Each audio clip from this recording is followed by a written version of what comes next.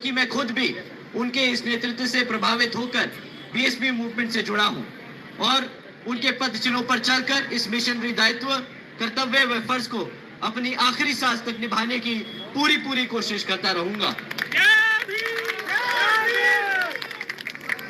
साथियों, अब मैं आप लोगों से यहाँ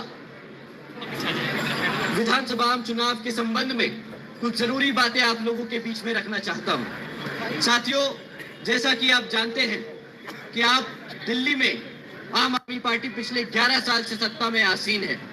11 साल हो गए आम आदमी पार्टी को आप लोगों के ऊपर राज करते हुए, परंतु आज 11 साल बाद भी ना दिल्ली की जनता को पक्की सड़कें दे पाई आम आदमी पार्टी, ना साफ हवा दे पाई, ना साफ नलकों से पानी दे पाई और न ही हमारे युवा साथियों के लिए रोजगार पैदा कर पाई।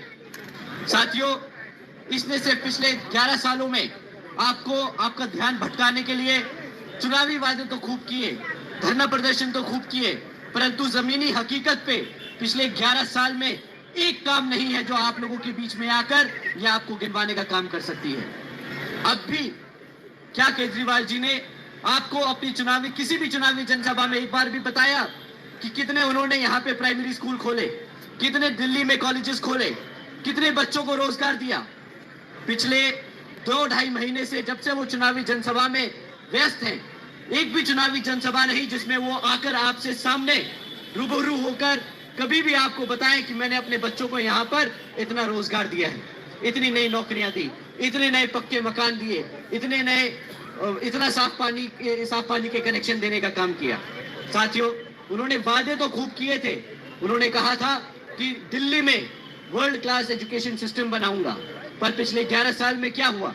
उन्होंने ये भी कहा था कि मैं 20 नए कॉलेजेस खोलूंगा, पर हकीकत ये है साथियों कि आज ना वो 20 कॉलेजेस खुले और प्राइमरी स्कूल्स, जो सरकारी स्कूलों की हालत है वो आप सब जानते हैं कितनी बदतर हो चुकी है।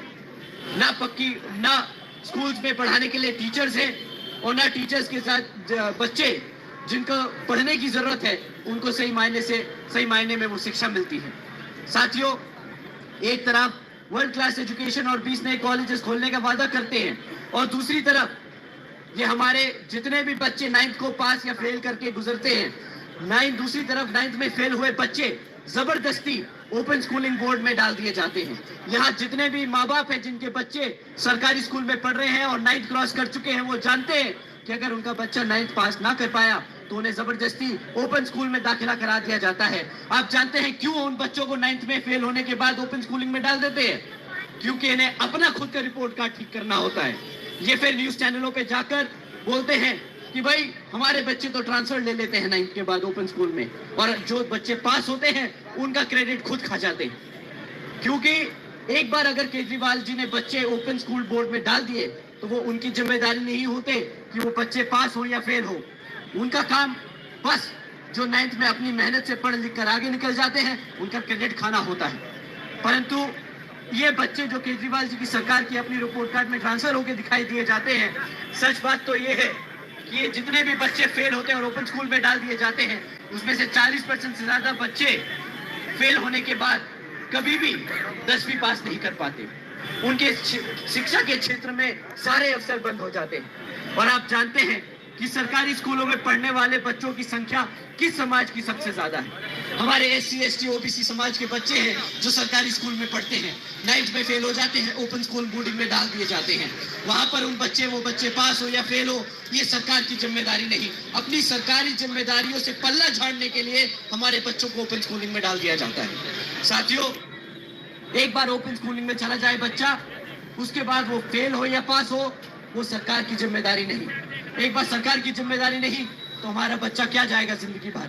9th में फेल हो गया, ओपन स्कूलिंग में पास हो फेल हो, कुछ अता पता तो है नहीं। जब पढ़ेगा लिखेगा नहीं तो ना कॉलेज जाएगा तो कभी सरकारी नौकरियों के लिए अप्लाई कर पाएगा, और जब सरकारी नौकरी नहीं मिलेगी या नौकरी नहीं मिलेगी तो जिंदगी भर सड़कों पे भीख मांगता फिरेगा। इन्होंने हमारे समाज को सिस्टमैटिकली एजुकेशन के सिस्टम में 9th से ही हमारे बच्चों को कमजोर कर जिंदगी भर के लिए एक लाचार, एक भिखारी बनाने का काम करने की साजिश की है। साथियों, ये है आम आदमी पार्टी का सच्चा रूप। साथियों,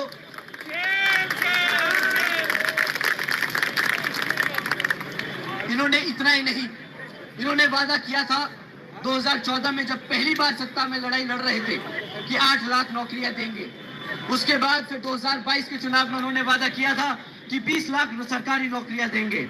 आप जानते हो हकीकत क्या है इस आम आदमी पार्टी की?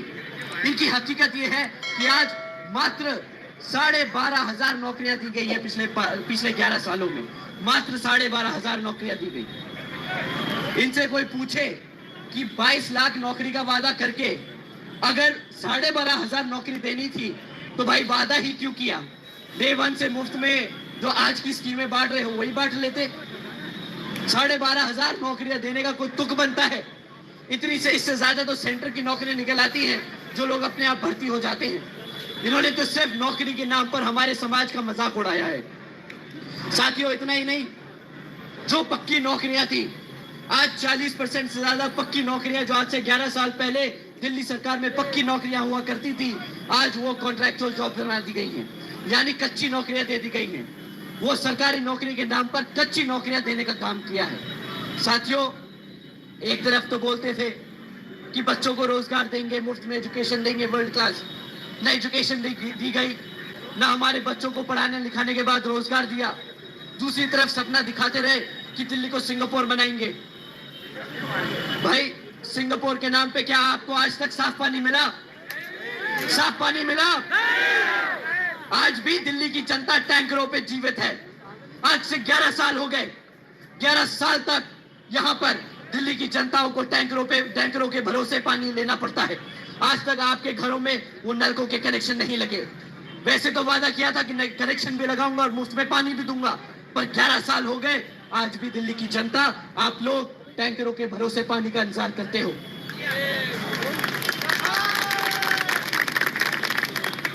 केजरीवाल जी तो एक नंबर के जोकर बन के रह चुके हैं, क्यों ना वो हमें जोकर समझते हैं। वो समझते हैं कि दिल्ली की जनता को एक नया सपना दिखाऊंगा, दिल्ली की जनता उसको पूरा मान लेगी। उन्होंने एक जोक किया हमारे साथ, कहा कि दिल्ली को सिटी ऑफ लेक्स बनाऊंगा। दिल्ली की जनता को दिल्ली को हम तालाबों का एक शहर बनाएंगे। वो पूरा भी किया उन्होंने वादा। बारिश होती है, दिल्ली की हर सड़क डूब जाती है, हर मोहल्ला डूब जाता है, और फिर बोलते हैं कि लो, मैंने दिल्ली को सिटी ऑफ लेक्स बना दिया। बताइए कि हमें बेवकूफ और जोकर बनाने का काम किया कि नहीं किया? पर वो जानते नहीं कि जो आदमी दिल्ली की जनता को जोकर या बेवकूफ बनाने की कोशिश करता है, वो खुद अपने आप में कितना बड़ा जोकर और बेवकूफ होता है।